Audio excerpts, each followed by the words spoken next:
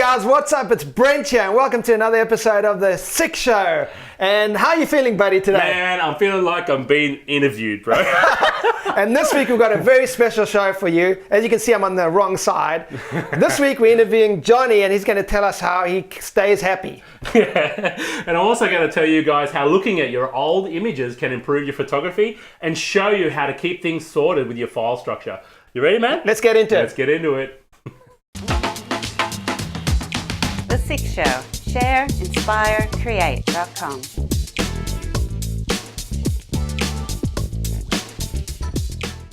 Share. All right, Johny. Share something that not many people know about you. Yeah, okay. Well, actually, a lot of people do actually know their story. And if you've been following anything I do, you know I've got a new baby boy at home who's now 4 months old, OMG. Can I say that?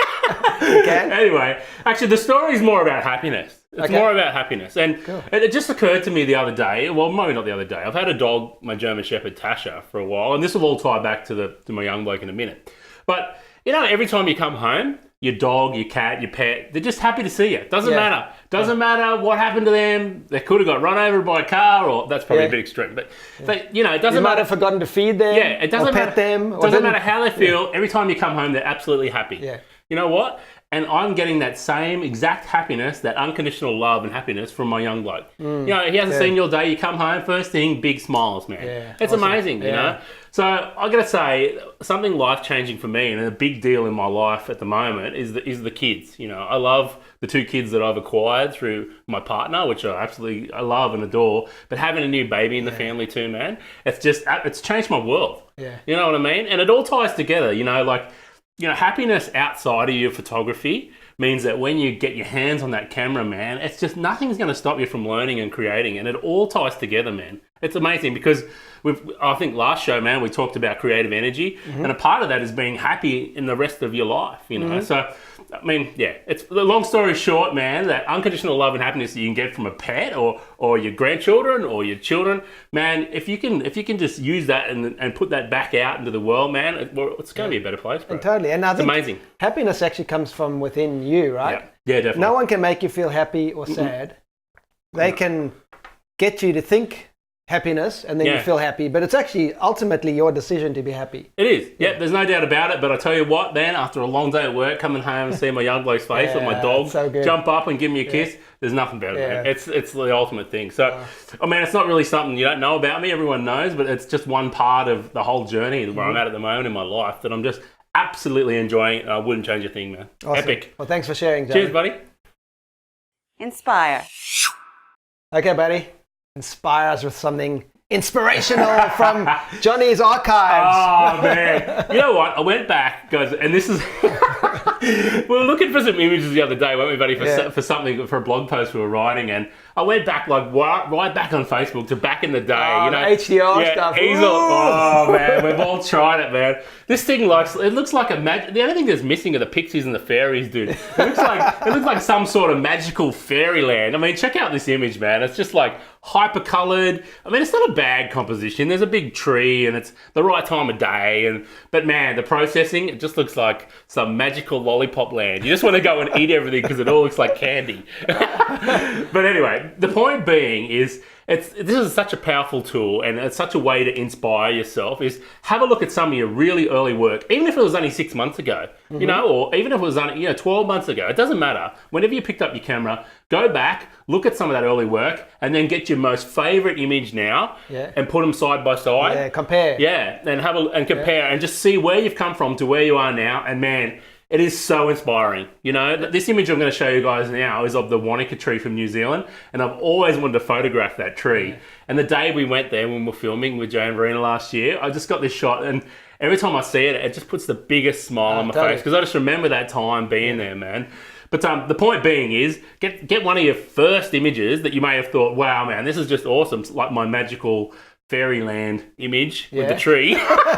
HDR edited to the max, man. Haloville. Yeah. But anyway, get the 2 images, put them beside each other and have a look where you've come from to where you are now with your favorite image, man.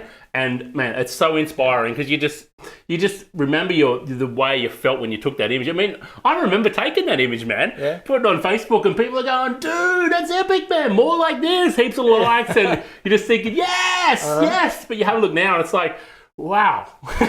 And that's the thing with Facebook. I've noticed, a lot of photographers or wannabe photographers, or I guess photographers, if you can take a picture of a photographer, right? Put images onto Facebook and they get all this great feedback. What's like great, love it, but no one actually gives them constructive feedback on how they can actually improve that image. I saw one yesterday actually by a very well-known photographer, and we've tried to interview him. Hopefully we'll have her on the show one day. And I noticed something straight away from the thumbnail of the image that could have been improved. So I just looked through the comments to see if anyone actually said it. Up, yeah. No one said it. No. And that's it. I know where you're going with this, buddy, because I totally agree. But do that thing I said. Get an old image, get a new image, one of your favourite ones, put them together, and that'll inspire you to remember the journey where you've come from and to push it forward. I recommend every 12 months doing exactly the same thing. And just do it. And I think also, like on that same topic, is sometimes we are too critical of ourselves. So you might be editing images and shooting images, and it feels like to you that you're actually not improving. Yeah, because it's a steady, gradual thing. And that's a really good tip. You go back a year, go back 2 years, 3 years, or even 6 months, and then compare them, and you'll notice that there's definitely a transition in your photography. And the other thing is, I like to leave that image out there, man, because it's just like, man, that's my journey. That was part of me at that time, And man, I got no qualms. No qualms. Is that a word, man? I don't know. Well, anyway, it's a new word. I like it. I got no dramas leaving that image out there on the web and people to find it, because man, that's part of where I was. I've done the same thing. It's all good. I would never get rid of my old images. I mean, I don't mind, man. That's where I was, and this is where I am now, man. It's just part of the journey. So. I've done the same thing with my video work. Yeah, right. So I left my very first video with talking to the camera like we are now. And I was so scared. It took me about 16 tries to get it right. I've left it on YouTube. It's really old. You have to search for it. But I left it there just to remind me of how I sucked when I first started. I mean, I did. And I've got the biggest fear about speaking in front of people. It's amazing, yeah. Speaking to a camera, for me, that was the biggest fear. I had all this coaching to try and get over it. And you leave it out there. So leave your old stuff, the bad stuff out there, guys, because when you have the good stuff and you compare it, you will feel good about your improvement. Yeah, and your journey. And it'll push you to even go further and try new techniques and really master your photography, man. Yeah. Hey, let's get back to the critiquing thing, because I believe in this. This is one thing, we do in the Share, Inspire, Create Lounge, and you guys have probably heard about this already. If you're not in there, why not, man? Get in there, man. We're in there every day. But look, the power of critiquing, especially from people, like-minded people like that you can trust. I mean, it's great to put an image up on Facebook and your brother goes, man, great image, love that. But what are you learning? But you don't learn anything. That's great, man. And how's that going to improve your photography? It's not, man. So when you put your image into a safe, controlled environment like the Share, Inspire, Create Lounge, and you have other photographers and professional photographers giving you feedback on your image, telling you the things that you're doing really, really well, and telling you a few tips of things that you could try to maybe improve that image, man, there is nothing more powerful out there than having other people look at your photography who really know what they're talking about. So that's the Share, Inspire, Create Lounge, man, and I love reading the critiques. Like sometimes, people post an image in the media gallery and they'll get feedback on that image without even asking for it. That's what I love, man. The community is just behind everyone, and they just want everyone to improve their photography together. So, and we just actually received a private message from Keith. Remember? He did. And he was talking about how we encouraged him to print an image large, really large, and he's never done it. Like I think it was something like 20 years of photography or something. The biggest he's ever printed was an 8x12. Yep. He printed something large, got it back.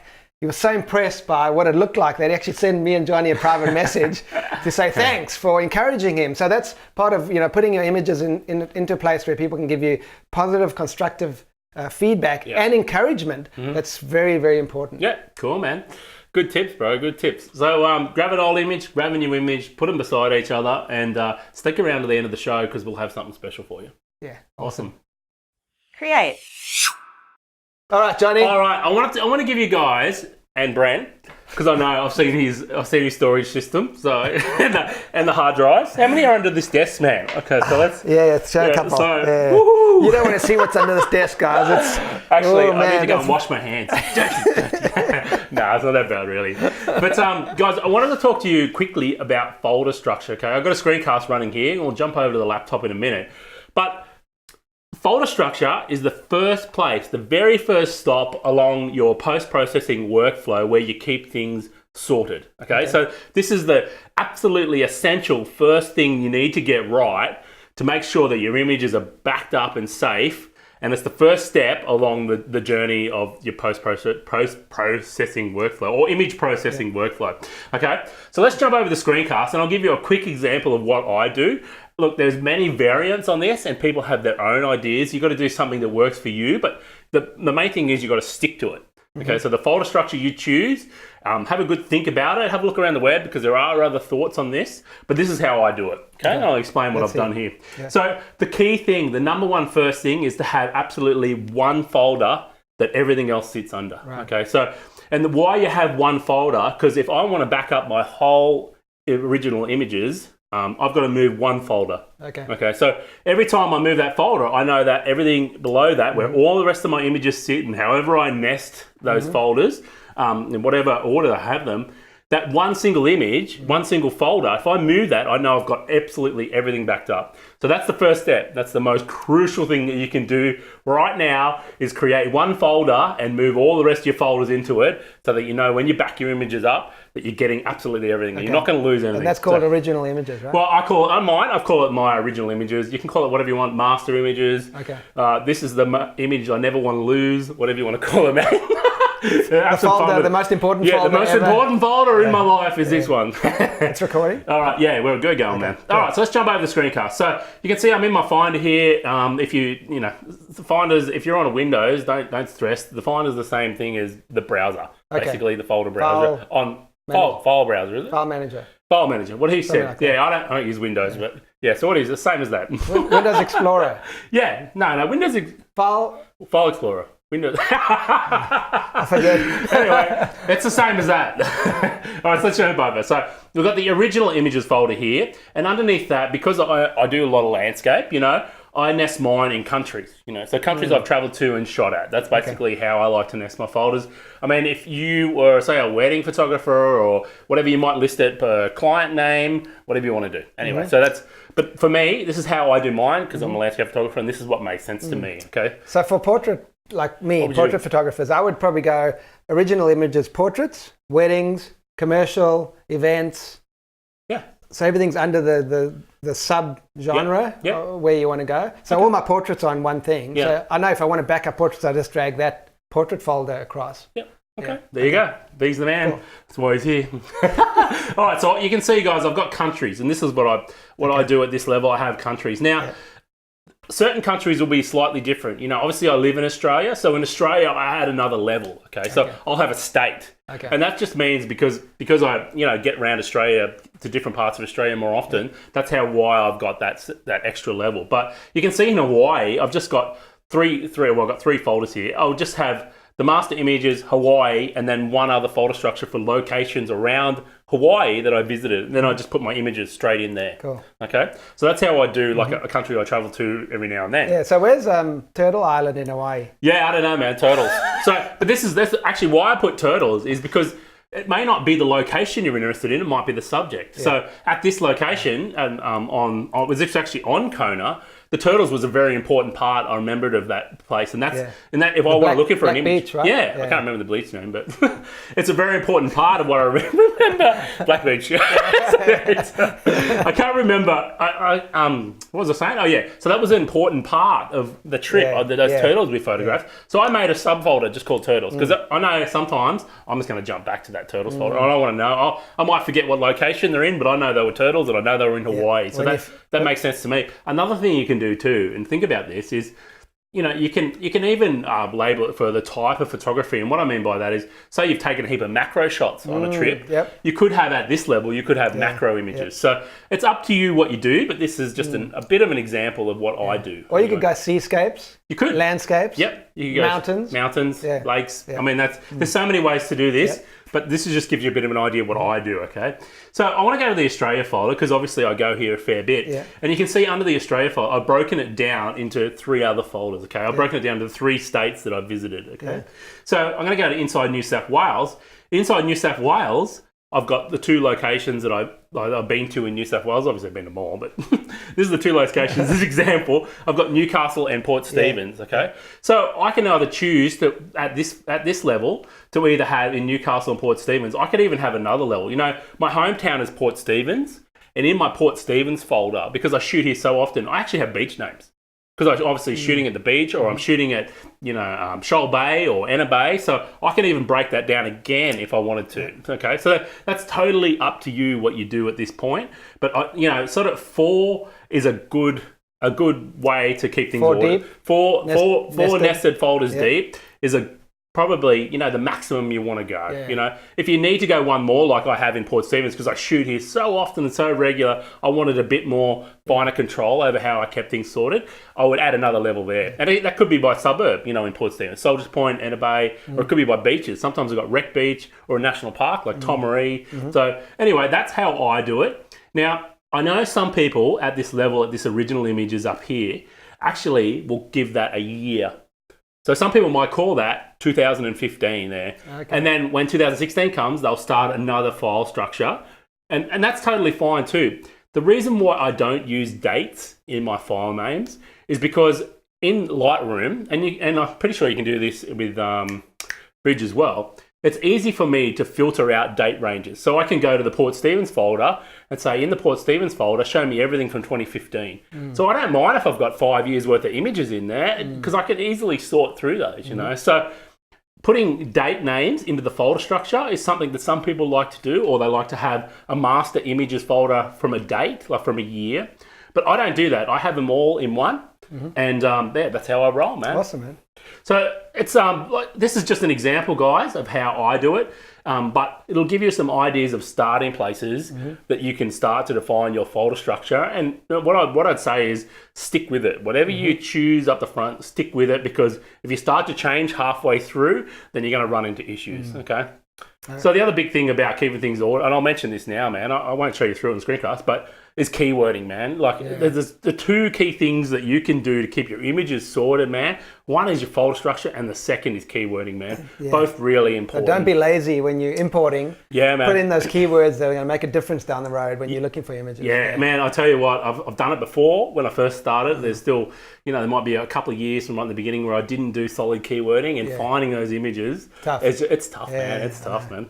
So that's it, brother. Thank you, man. That's really good tips there, Johnny. And just so you guys know, when I do my portraits, and I've actually got it in one of my courses, my kids course, I believe, is we actually put the dates at the front of the folder name. So I'll do, 2015. So I'll go 15, 06, 20. Yeah.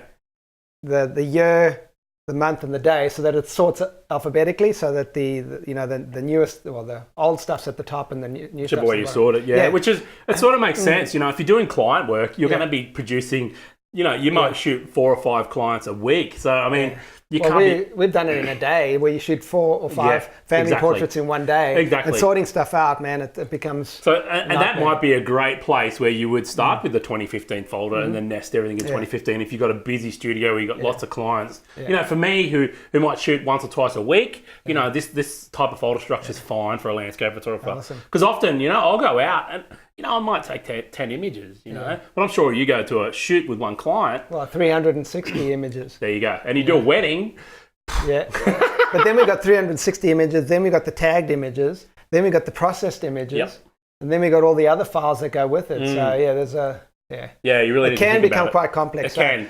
But having a solid file structure that you stick to is just the core to keeping things ordered. Yeah, man. It is. And you know what? It makes it so much easier to back things up when you've got that solid file structure. You can easily, whether you've got an automated backup or a manual backup, it's just so much easier to check that everything's still there because it's all under one folder. So definitely, guys. And just so you know, Johnny is the expert when it comes to that. Like we were traveling around New Zealand in a camper van, and we were shooting a lot of video and a lot of stills every single day. I mean, courses with Jay and Verena. Gigabytes a day. And Johnny he'd have his head down, sorting through stuff as we were driving. I was driving and he was sorting, just dragging videos into different folders, man. So he's got it. Like, I tried to do it initially, I got fired. Johny Brent said, Johnny, you do it from now on. Yeah, that's it, man. Well, it's important, man. Yeah. You get home and you got one folder with all your videos and images. Like, it's like, man, I know. Too hard. And that comes back to my Lightroom Traveler course, man. I talk about, this is such an important part of when you're traveling is keeping things sorted. Yeah. Then you can come home and it makes the process of migrating, your Lightroom catalog that you used on the road to used on the road. Man, I didn't know the coffee, bro. Used on the road back into your master catalog. Yeah. It makes it so much simpler, Yeah, man. So, definitely. yeah, man, find a structure, keep it sorted, stick with it, and you guys will be sweet, man. It's the first step. And it takes me back to that story originally that Johnny was talking about with the Wanaka tree. So we get down to this parking lot in New Zealand, and Johnny's got his head down sorting out files, right? And I jump out and I talk to Jay and Verena, and we're looking at the Wanaka tree over there, and then Johnny puts his head up. He goes, "That's my tree!" And he just drops everything, leaves his iPads and laptops, laptop, everything in the car, camera just bag grabs on his the camera back. bag and he just runs off. Yeah, man. All the doors are open and everything. I'm like, Johnny, where you go? There's my tree, I gotta go photograph it. Yeah, I was pretty pumped. Yeah. Good, man. Awesome. All right, it's been another great show, brother. I hope you guys enjoyed it. And as always, we'd love to hear your feedback. It's an essential part of, this show is hearing what you guys are thinking. And, man, check out this little special. We mentioned something before about the Share, Inspire, Create Lounge, and we have a little special for you. Check out the show notes. Yeah. Check out the show notes Click. below. Yeah, click somewhere, and it'll be there. No, below this video, there'll be some show notes, or actually, it might be above, depending on where you're at. Okay. Anyway, like this. Yeah. Anyway, and check out the special we have for you. And we'd love to see you guys in the lounge. We're super passionate about this place. And, there's photographers just like you, mastering their photography in there every day. We're on the journey with them. And, man, I'm so passionate about it. Yeah, we're in there every day, guys. So basically, you got free access to pro photographers. It's like living next door to a pro. Yeah. Seriously. There it is. Awesome. Awesome, guys. I hope you enjoyed the show, and we'll see you next week. See you next Take week. it easy. Bye. To find out more, go to shareinspirecreate.com. Hey guys, Brent here, and welcome to another episode of the Share, Inspire, Create show. And this week, how did I say it? And how are you, buddy? How are you feeling today? Man, start again, bro. Recording, interview Johnny, coming up, clap. Dude, don't do that. Clap coming up. Okay, clap. Clap Coming up. Clap coming up. Okay. No, Go, one. go. Okay, that was a bit silly.